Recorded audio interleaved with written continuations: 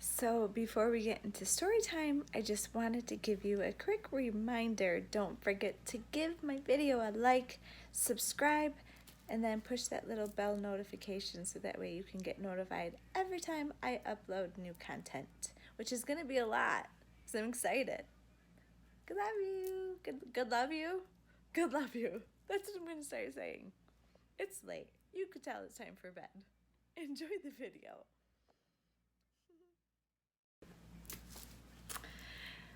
Story time, timeline journey.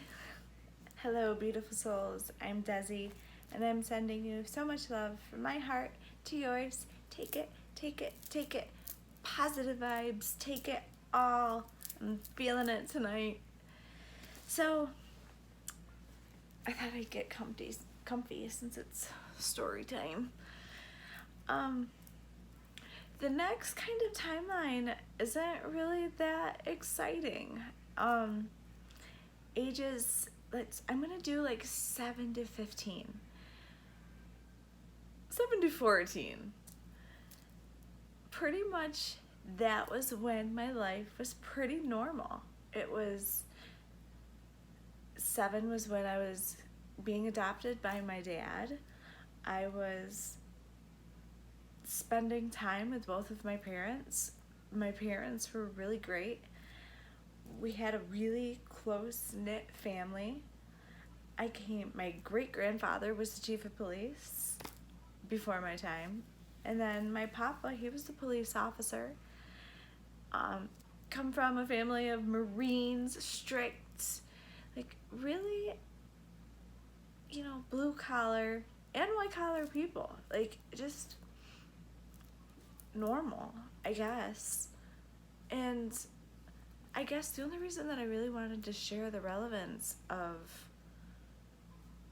having that normal period of time where nothing really bad was happening, I want friends and family to know that if you're struggling with somebody that you know, struggling with somebody with depression, or struggling with somebody that has an addiction, or if you have a child, you have to know that it's not your fault. It's nothing that you've done.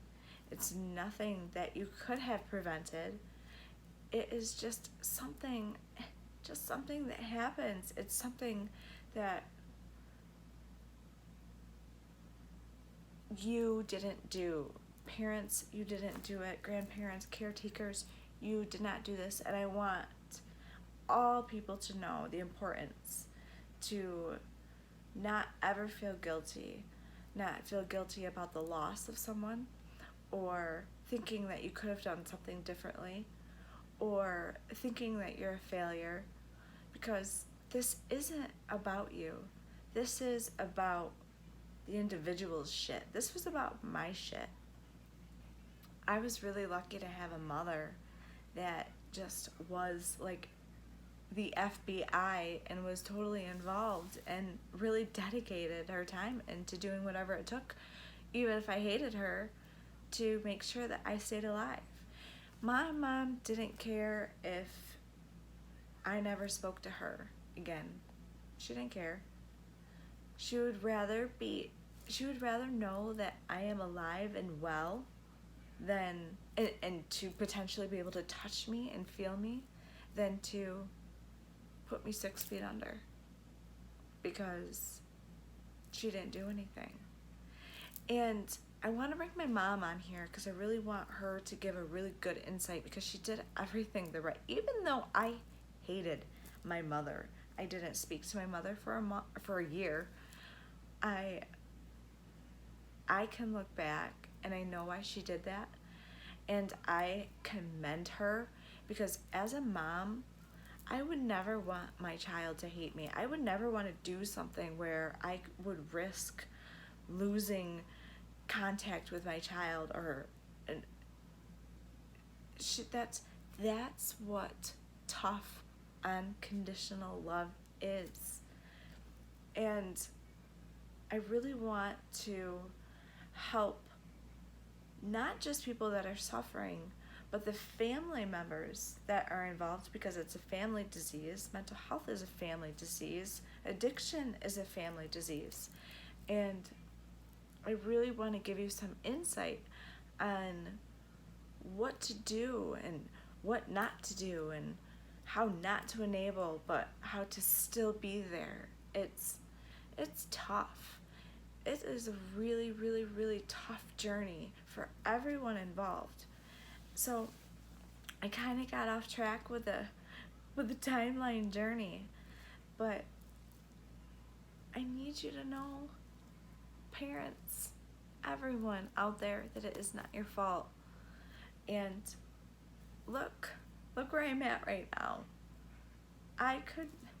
Anybody that knew me just even a few years ago would never think that I would be able to sit here and do this. I didn't have the confidence to do it.